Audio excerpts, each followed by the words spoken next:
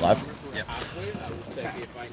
Welcome back to day 2 of the Kitefoil League. We've just finished up the morning competitors meeting and the athletes are raring to go. We've got quite a forecast blowing in, probably 20 to 25 knots out on course, so we're going to see some really intense racing today. But first off, we've finished day 1, of course, heading into day 2, our final day of this first event at the Kitefoil League, first inaugural event up in Sherman Island in Northern California. Day 2 of 2 starts today. We have high octane short course racing coming at you shortly, so we'll be back live in about an hour out on the course racing at 10 o'clock first start. So stay tuned to Salty Brother Films YouTube channel and KFL Kitefoil League on Facebook, YouTube, and Instagram for live updates. Day 1 summary. We had we had Kai Calder and Johnny Heineken currently sitting in 3rd and 4th place coming into this final day, and they're actually tied on points to round out the podium.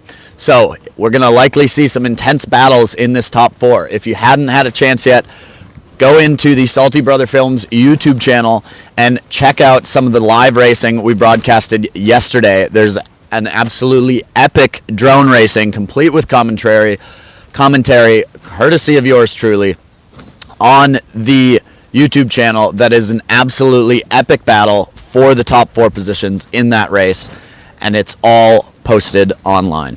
So stay tuned, because we're likely to have more action like that coming at you. Rounding out that top 3 again was Kai Calder and Johnny Heineken battling for 3rd place on the podium, but rounding out your top 2, actually, also tied on points, is currently Evan Heffernan in 2nd and Marcus Edegren at 16 points apiece.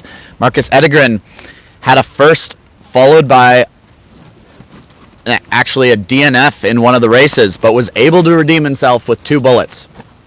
Evan Heffernan is tied for the lead with 16 points. Haven't been quite consistent throughout the day. He finished every single race in the top 5, so that's definitely holding him right near that podium.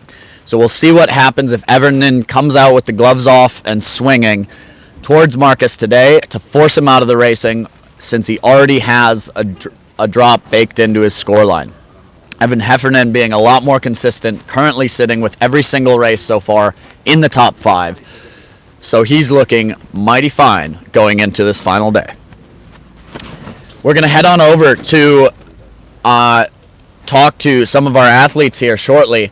But again, follow Salty Brother Films on YouTube, and we're going to bring all that racing to you for this final day. So let's head over and talk to some of these guys and figure out if their approach is going to change at all going into today. Again, looking at the points breakdown, we had Johnny Heineken on 21 points with a drop of a 6. Kai Calder tied with him at 21 points, dropping a 7, so very tight racing there. And Evan Heffernan on 16 points, dropping a 5, so he's looking mighty consistent so far. But currently in the top spot, we're going to get an interview hopefully here with Marcus Edegren, leading the event so far on 16 points, but unfortunately dropping an 18, which was a DNF in one of the races. Marcus, what happened yesterday? What caused that DNF? Yeah, I just went for a port tack and just cut it a little too close. Didn't tangle anyone, made it across, but definitely had a foul, so ended up retiring from the race at the end after not doing the penalty turn. Fair enough, that happens. Some of these crosses are mighty tight. We saw some intense stuff going on yesterday. Definitely getting off the line with some tight crosses and some port tacks happening, as the breeze definitely was left down at the start but tended to go right on course. So have you heard anything about today yet, maybe at the competitors meeting, in terms of what we're doing or what the plan is for today racing wise? Yeah, it seems like a similar plan. Maybe we'll have a little bit more breeze, so I'm liking that. Keep the streak going from yesterday and just get ahead and stay ahead. Awesome. So keeping it fairly simple on your approach too. Yep. Not focusing too much on the big picture, the results at all. Just going out, having fun, racing against these guys. It's amazing. Awesome. So how are you liking it up here at Sherman Island? You pretty much live here just about, but you've got your van set up. I think just about everyone does. What do you like so much about being up here at Sherman? Yeah, definitely. I would consider this my home spot for kite foiling. This is where I learned to do it about 2 years ago, so it's great to have a big event here. Just awesome breeze every day. We had a little bit of a heat wave, so hopefully it's getting back to normal today, and we'll just have big breeze and flat water like always.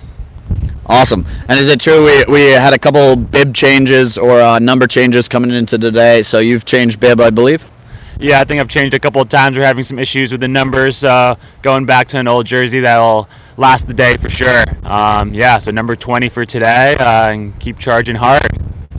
Gotcha. So you heard it here first. Marcus Edegren changing to jersey 20 for the day, for the final day of racing here at the first stop on this Kite Foil League inaugural event up in Northern California. So stay tuned to racing. We'll be coming at you live on Salty Brother Films YouTube, KFL YouTube, Kite Foil League on Facebook and Instagram. So stay tuned, and we'll be back at you shortly.